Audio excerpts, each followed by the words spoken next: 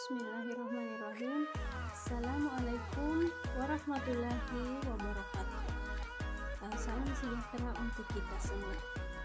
Perkenalkan, nama saya Mudrika Samsudin. Saya mahasiswi dari Fakultas Bahasa dan Sastra Universitas Negeri Makassar. Pada kali ini saya akan membawakan materi mengenai berbicara di depan umum. Teman-teman, apakah kalian pernah mendengar berbicara di depan umum? Untuk lebih jelasnya, simak video berikut ini hingga akhir. Berbicara di depan umum. Berbicara adalah berkata, bercakap, berbahasa, melahirkan pendapat, dan berunding.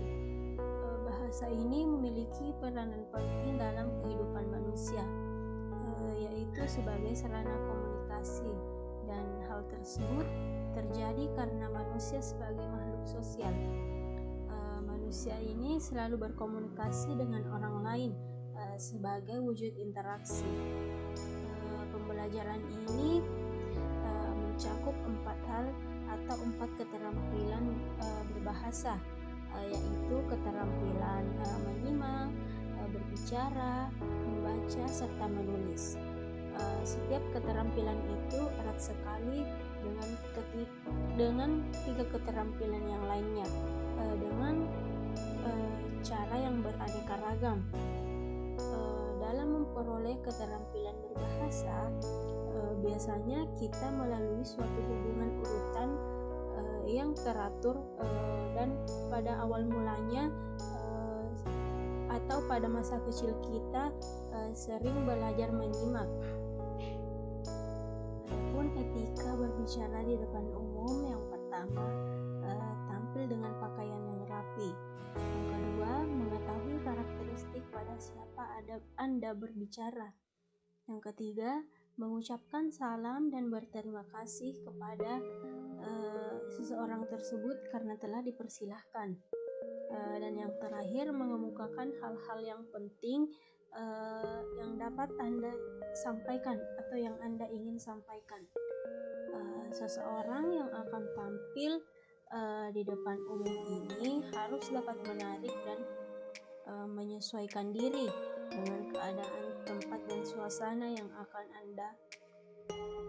Anda tampilkan. Orang yang akan berbicara tentu akan berusaha untuk tampil dengan baik serta menarik perhatian demi mencari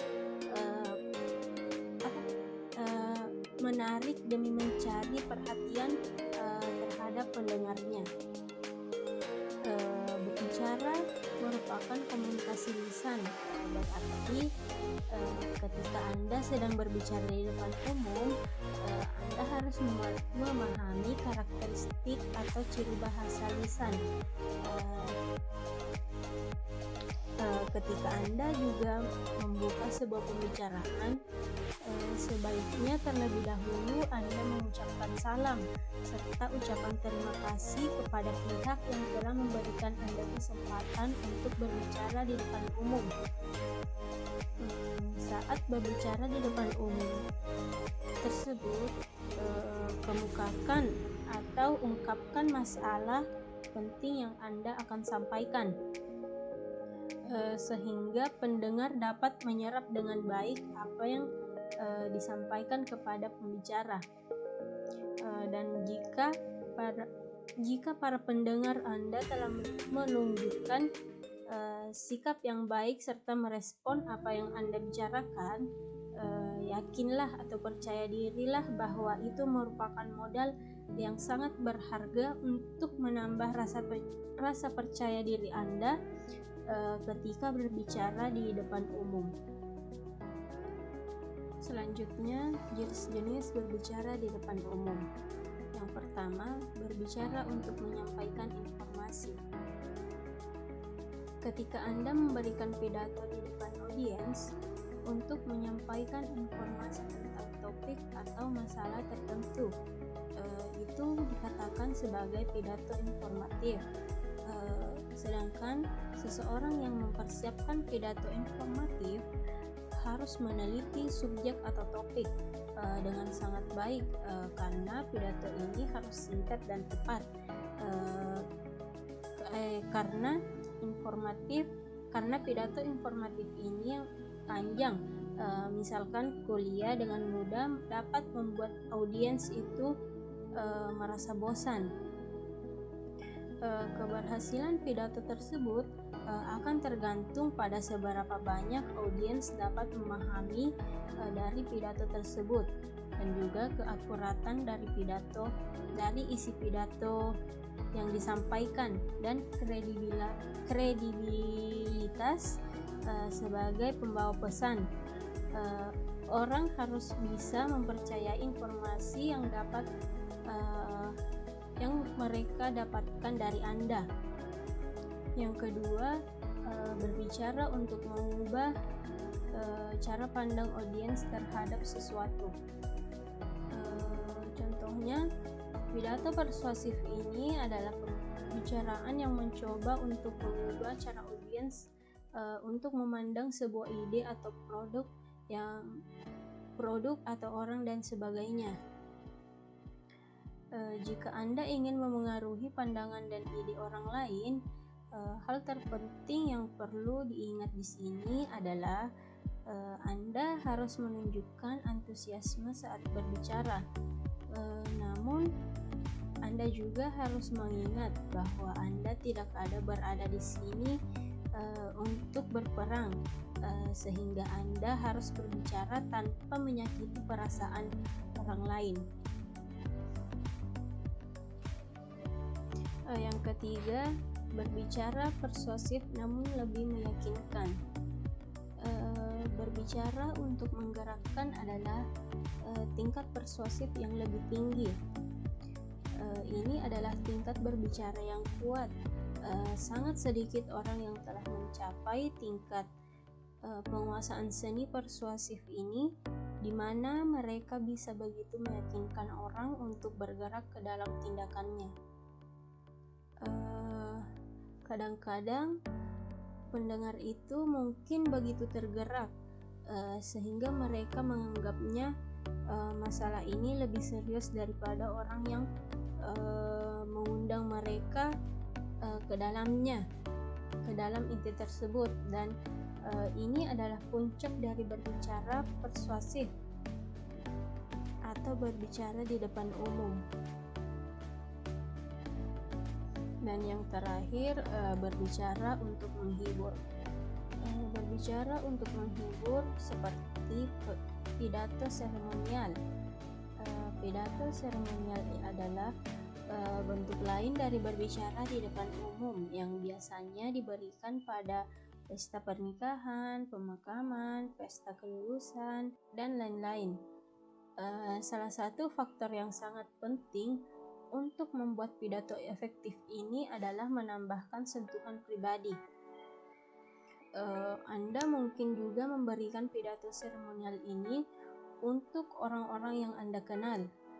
Jika itu adalah upacara untuk menghormati seseorang seperti pesta pernikahan dan yang lain-lain,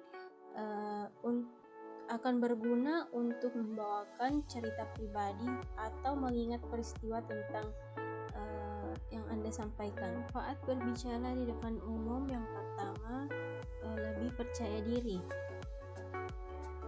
Jika Anda menderita keraguan atau kecemasan, Anda akan menemukannya secara bertahap, digantikan oleh citra diri Anda yang baru. Anda akan melihat diri Anda berdiri tegak, berbicara dengan mudah dan berkomunikasi dengan baik, dan Anda akan merasa diberdayakan. Yang kedua, kemampuan mengendalikan kepemimpinan. Jika Anda membiarkan orang lain berbicara untuk Anda di masa lalu dan merasa sulit untuk mengungkapkan apa yang Anda ingin katakan, itu akan memudar seiring berjalannya waktu. Anda tidak hanya akan dapat berbicara dengan lancar dalam pemikiran Anda, tetapi Anda juga akan menemukan diri Anda melakukannya untuk orang lain. Yang ketiga, menjadi lebih pasti. Dengan kata lain, Anda tidak akan lagi membiarkan hal-hal tersebut mengatakan itu tidak penting. Ketika yang Anda maksud itu sebenarnya adalah Anda kurang percaya diri untuk menyatakan kasus Anda dengan jelas. Yang keempat, mengembangkan keterampilan berbicara. Seperti contoh pidato yang efektif, melibatkan atau mempertimbangkan audiens Anda yang berarti mendengar dengan cermat serta sensitif, dan kemudian menggunakan apa yang Anda telah pelajari untuk membentuk materi presentasi Anda.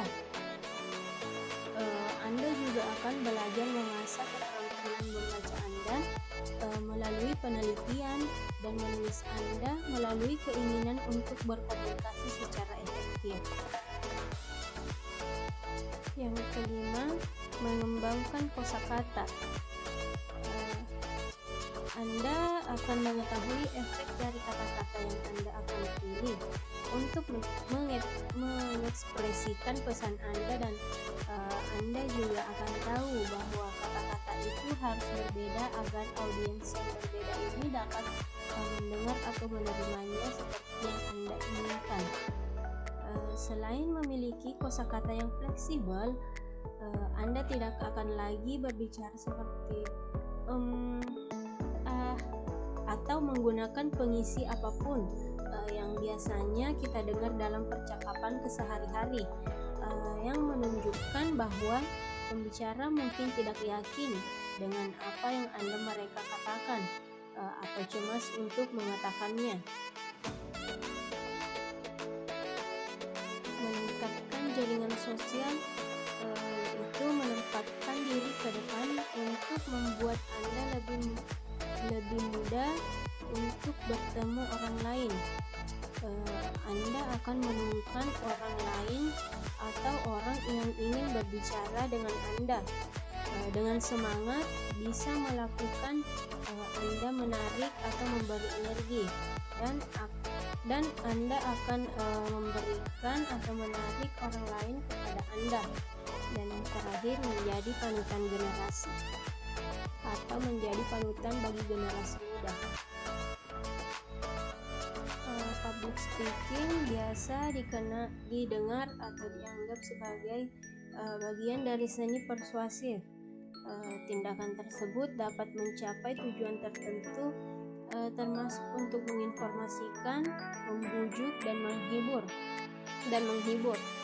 Selain itu, metode serta struktur dan aturan yang berbeda dapat digunakan dengan situasi yang berbeda. Dengan situasi berbicara. Itulah yang dapat saya sampaikan. Semoga apa yang saya sampaikan tadi ini dapat kalian pahami dan mengerti. Terima kasih. Lebih kurangnya mohon dimaafkan. Assalamualaikum warahmatullahi wabarakatuh.